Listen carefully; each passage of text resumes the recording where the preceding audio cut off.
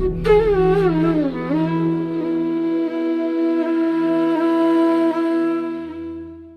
पे प्रश्न ये है, ज्ञानी के लिए भी क्या कोई नियम है? तो पहले यही बताओ कि ज्ञानी कौन है। पहले तो यही बताओगे ना, ज्ञानी कौन है। फिर ज्ञानी पे तो प्रकृति के कोई नियम लागू नहीं होते। ज्ञानी तो है ही वही जो प्रकृति के नियमों के ऊपर चला गया। ये बात फरहान ने कही थी, बहुत सुंदर। शुरू की 2 लाइनों में ही ये बोल दिया था कि ज्ञानी तो वही है जिसने जान लिया कि मैं व्यक्ति नहीं हूँ, और जब व्यक्ति ही नहीं है तो नियमों में कौन फंसा होता है? कर्ता फंसा होता है नियमों में। जो अकर्ता है, अकर्ता का यहाँ पे मतलब ज्ञानी से ही हुआ ना, तो ज्ञानी नियमों के पार निकल जाते हैं। फिर वो चाहे प्रकृति के नियम हो चाहे संसारी नियम हो, वो उनके पार हो जाते हैं। इसीलिए ज्ञानी पे किसी की जबरदस्ती नहीं चल पाती, गुरुओं पे किसी की जबरदस्ती नहीं चल पाती।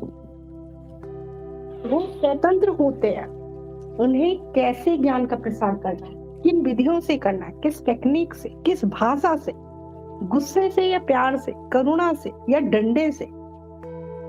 जैन धर्म कितना कठोर धर्म है, भक्ति धर्म कितना प्यारा, प्रेमी प्रेम, प्रेमी प्रेम।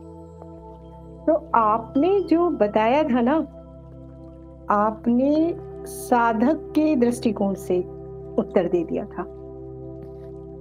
तो अगर साधक है तब तो सभी नियम जो गुरु ने कहे हैं वो तो मानते हुए चलना ही पड़ेगा। और जो ज्ञानी है वो तो अकर्ता है। जब अकर्ता है तो वो जितना मर्जी करता रहे संसार में। किसी गुरु को देखे बैठे हुए? सामान्य मनुष्य से ज्यादा गुरु ज्ञान प्रसार में लगे हुए रहते हैं, लेकिन अकर्ता भाव में वो होते हैं।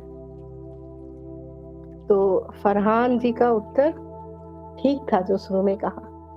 ज्ञानी का मतलब ये हो गया जिसने स्वयं को जान लिया, स्वयं के स्वरूप में स्थित हो गया। अब वो संसारी नियमों के भी ऊपर है और प्रकृति के नियमों के भी ऊपर है। यहाँ तक कि संसारी नियमों में भी वो छेड़छाड़ करता है तब भी वो अकर्ता ही है, और प्रकृति के नियमों को जो मोड़ देता है वो भी अकर्ता ही, तोड़ता नहीं है, थोड़ा बहुत मोड़ देता है। हाँ, आपने कहा मैं प्रश्न पूरा नहीं सुन पाई जी। आगे बढ़ते हैं हम। सारे अनुभव कहाँ पर संचित हो रहे हैं ये तो सभी बता देंगे, सारे अनुभव कहाँ जा रहे हैं। तो छोटा सा प्रश्न है, इसका उत्तर भी मैं दे देती हूँ क्योंकि इसमें ज्यादा उसकी भी जरूरत नहीं है। सारे अनुभव चित्त में संचित होते हैं। हाँ, एक अगला प्रश्न है, इस पे देखिए किसका उत्तर क्या आता है। विचार और कल्पना में क्या संबंध है? कुछ संबंध है या नहीं? अगर संबंध ना बता पाओ तो अंतर बता दो। चलो, विचार और कल्पना में। हाँ बोल।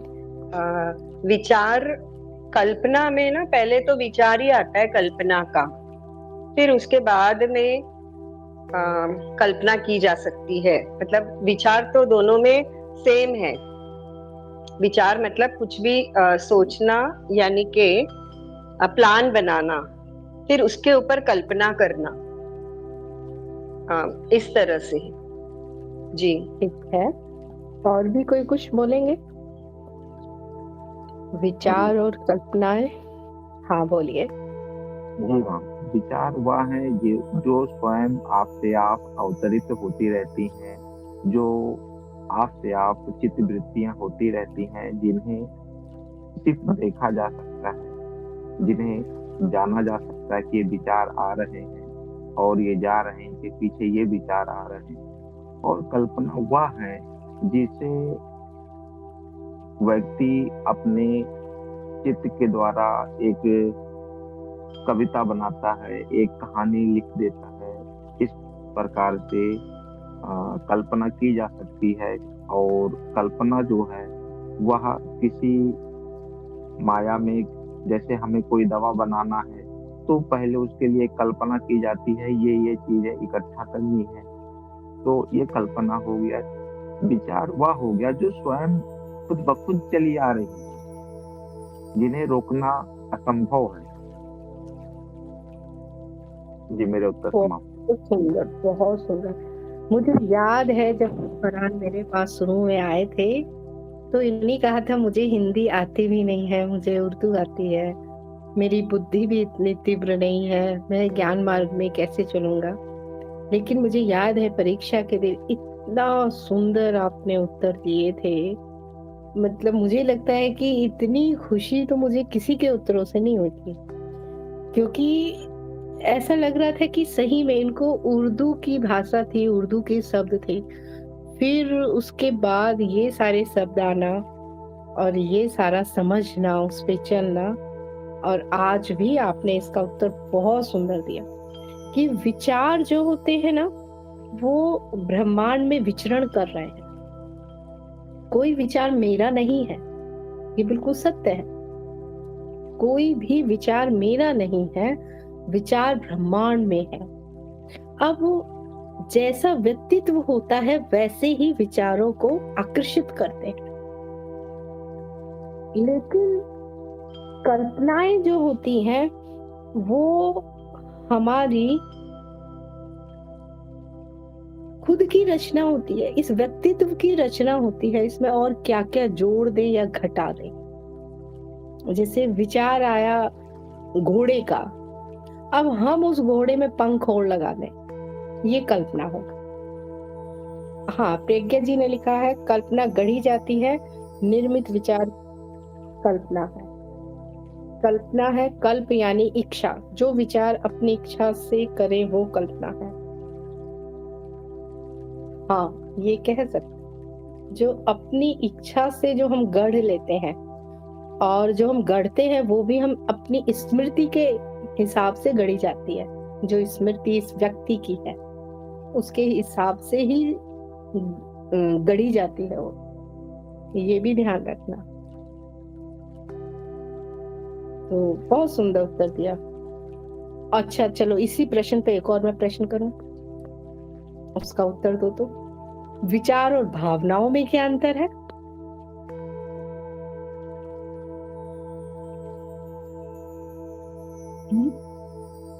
विचार और भावनाओं में क्या? विचार वह है जिससे किसी व्यक्ति को ठेस नहीं पहुंचता, और भावनाएं वह है जो व्यक्ति को ठेस पहुंचाती है। जो भावनाएं प्रेम की नहीं होती? प्रेम से तो दूसरों को बहुत अच्छा महसूस होता है। भावनाएं कोई क्रोध की थोड़ा ही होती है, एक प्रकार की चोट है। माँ, वो भी एक प्रकार की चोट है। प्रेम के भी चोट होते हैं। नहीं तो नहीं, इसका समझिए, इसका आधार ही आपने गलत किया है। विचार तो ठीक है, विचार क्या है देखिए, दोबारा से सुनिए।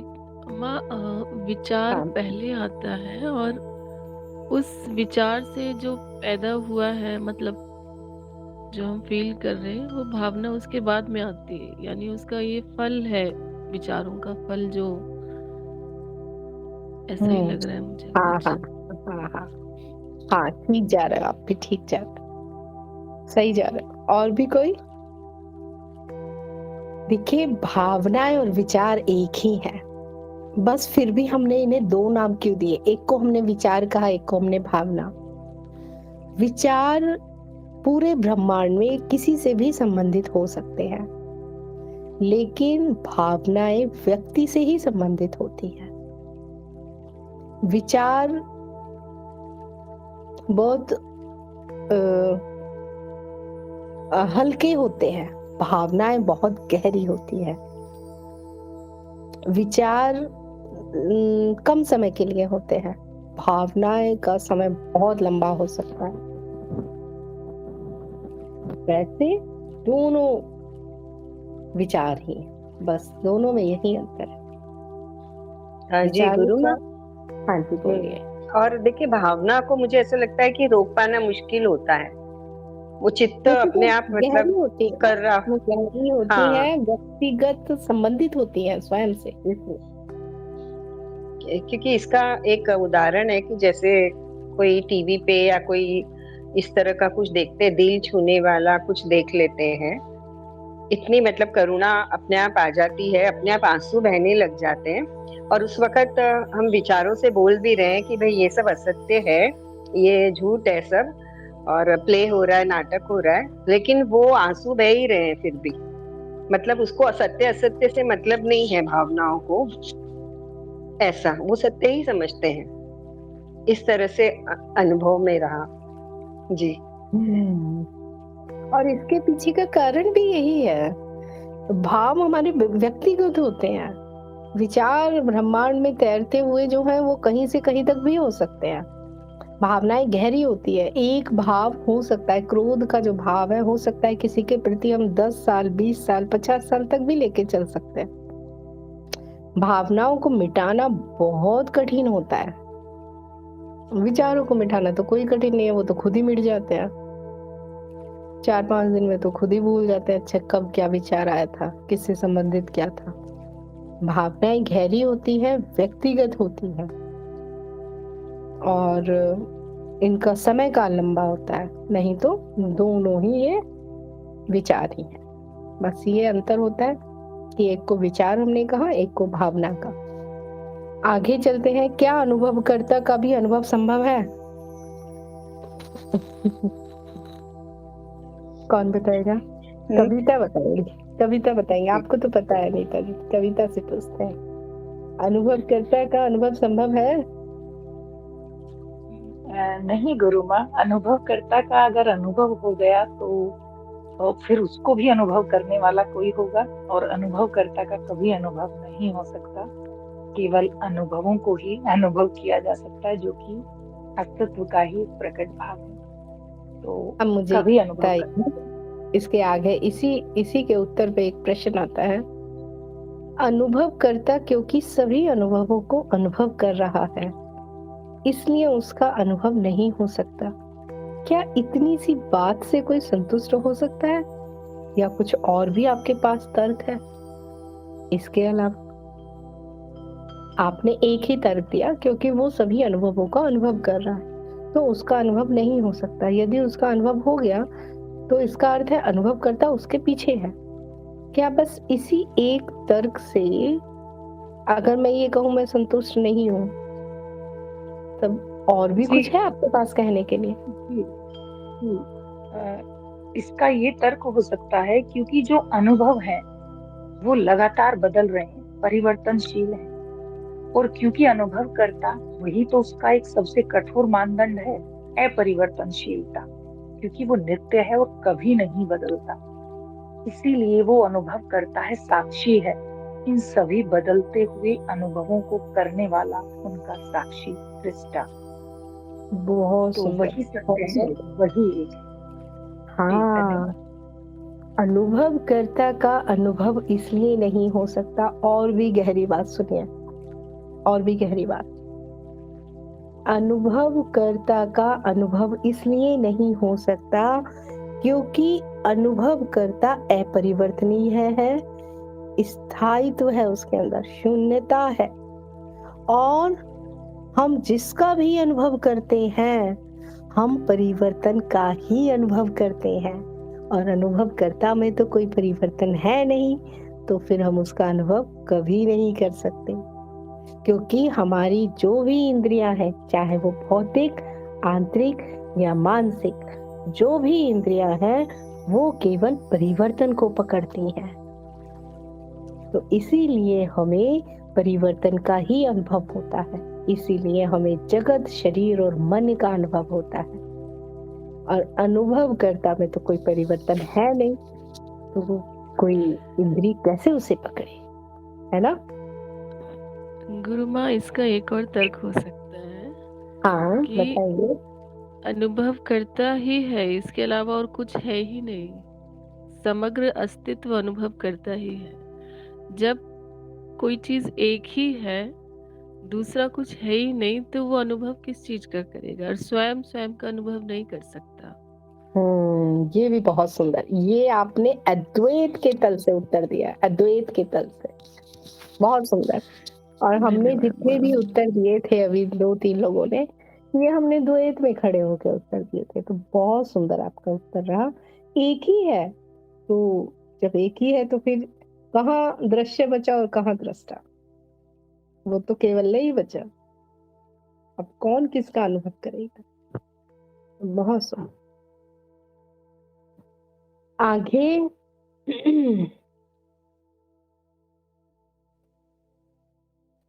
हाँ, अस्तित्व क्या है?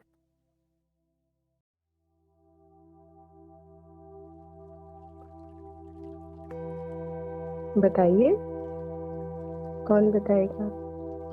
जी गुरु माँ, बताइए।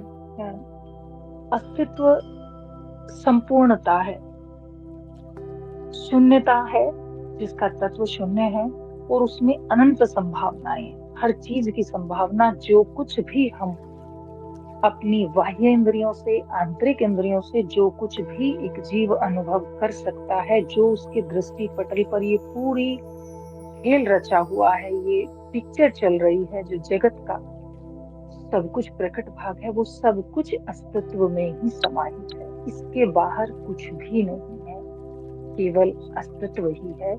जितना भी हम सोच सकते हैं, मन है, विचार है, वस्तुएं हैं, जगत है, चाहे मानसिक है या भौतिक, सब कुछ उसी अस्तित्व का भाग है। उसी के रंगमंच पर ये सब कुछ खेल चल रहा है। कह सकते हैं उसी पर्दे पर, अस्तित्व रूपी पर्दे पर ही ये सारी पिक्चर चल रही है। जीवन मृत्यु, सत्य असत्य, ज्ञान अज्ञान, जो कुछ भी कह सकते हैं वो सब कुछ अस्तित्व ही है। अस्तित्व में ना कुछ घटाया जा सकता है, ना कुछ जोड़ा जा सकता है। वो संपूर्ण है, शून्य है, अनंत है। चलिए, आपकी इस वाक्य से एक और प्रश्न उठा कि अस्तित्व में ना कुछ जोड़ा जा सकता है, ना कुछ घटाया जा सकता है। इसका अर्थ ये हुआ कि कुल जो परिणाम है वो शून्य हुआ, है ना? जी। तो ये प्रकृति के कौन से नियम की तरफ इशारा करता है? चित्त के कौन से नियम की तरफ ये इशारा कर रहा है? संतुलन का नियम क्या कहता है? संतुलन का नियम है कि द्वैत बेशक पेंडुलम की तरफ चलता रहे, अच्छा बुरा, सुख दुख, स्त्री पुरुष, ये वो चलता रहे द्वैत का पेंडुलम, लेकिन अंतिम परिणाम जो होगा वो शून्य होगा। वो जितनी जनसंख्या अधिक बढ़ेगी उतना ही बड़ी महामारी आएगी और वो संतुलित कर देगी। जितनी गर्मी ज्यादा पड़ेगी उतनी ही बरसात ज्यादा पड़ेगी। तो प्रकृति स्वयं संतुलित किए हुए है सभी चीजों को। तो प्रकृति का जो नियम है संतुलन, वो यहाँ पे चल रहा है। तो प्रकृति का जो नियम संतुलन है, इसीलिए हम ये कह पाते हैं कि यहाँ पे देखिए सब नियम एक दूसरे से जुड़े हुए हैं। मैंने कहा ना, अभी मेरी नई जो वीडियो आने वाली है, मैंने ये चीज देखा कि साधक ना बड़े शॉर्टकट मार रहे हैं। उधारी के ज्ञान से तो काम चलने वाला है नहीं। पंडित थोड़ा ही बनाना है तुम्हें। ऐसे तो एक किताब दे देते जी, रट लो। मैं हर एक सत्संग में एक साधक को मैं बोलती हूँ, जो जो कहा जा रहा है उसे अपने जीवन से निकाल के लेके आओ, उदाहरण रटे हुए नहीं। तो मैंने देखा कि जो चित्त के नियम थे ना, ये नियम ना, इन पे मनन किया नहीं गया गहरा, और इन्हीं नियमों से तो पूरा जगत चल रहा है, पूरा संसार चल रहा है। अभी कुछ दिन पहले भी मैंने एक प्रश्न डाला था, जीवेशना किससे संबंधित है? विकास क्रम के नियम से संबंधित थी। तो नई वीडियो आने वाली है, इसी पे ही बना रही हूँ मैं, चित्त के नियम पर। उस वीडियो को लाने से पहले एक बार जितने भी चित्त के नियम है ना, दोबारा से मनन करिए 12 के 12 नियम, क्योंकि मैं कुछ ना कुछ उसमें से पुट जरूर करूंगी क्वेश्चन। अब मैंने सोच लिया है ज्ञान दीक्षा कार्यक्रम के 5-10 क्वेश्चन जरूर सत्संग में लिया करूंगी। ठीक है जी गुरु माँ, और अच्छा लग रहा है आपने प्रश्न इस तरह से लिए हैं, तो मतलब और आनंद आ रहा है इसमें तो। जी चलिए, फिर आज का सत्संग अब हमारा 1 घंटे की जगह 1.5 घंटे का हो गया। तब मैं आशा करती हूँ सभी साधकों को इससे लाभ हुआ होगा। आप सभी की प्रगति हो, अज्ञान का नाश हो, जीवन बहुत सुख, संपत्ति, समृद्धि सभी को भोगते हुए कीचड़ में कमलवत खिल जाओ। इसी कामना के साथ ही मैं अपने शब्दों को विराम देती हूँ। धन्यवाद।